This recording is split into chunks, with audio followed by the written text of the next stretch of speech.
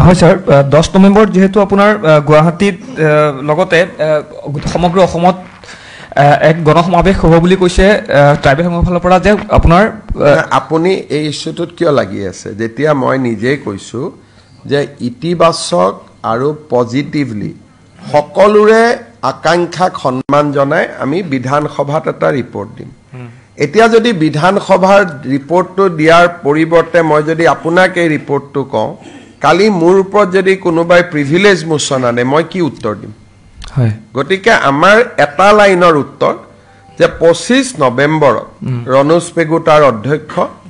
সকলো জাতি জনগোষ্ঠীৰ আশা আকাংক্ষাক সন্মান জনায় হয় 6 জনগোষ্ঠী হওক জনজাতীয় লোকসকল আমি এখন প্ৰতিবেদন দাখিল কৰিম আৰু প্ৰতিবেদনখন পঢ়িলে আপোনালোকে বহুত কথা বুজি পাব আৰু গোটেই ব্যৱস্থাটো আপোনালোকে বুজি পাব আৰু 6 জনগোষ্ঠী বা জনজাতীয় লোকসকলেও কথাখিনি বুজি পাব স্যাৰ 6 জনগোষ্ঠীৰ যে জনজাতিকৰণৰ যে বিষয় সেই বিষয়টো সেইদিনাখন আপোনাৰ ট্ৰাইবেল সংঘই কৈছিল যে আহোম যেটো জাতি সেই জাতিটো খোৱাব নালাগে সক আমি ইয়াৰ ওপৰত কমেন্ট নিদিও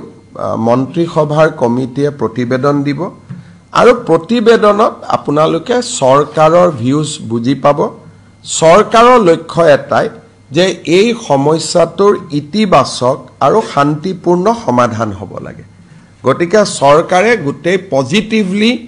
সকলোৰে ভিউজ বিলাক ইনকৰ্পোৰেট কৰি এখন প্ৰতিবেদন দিব বিধানসভাত সকলো দল থাকে এটো বিজেপিৰ সমস্যা নহয়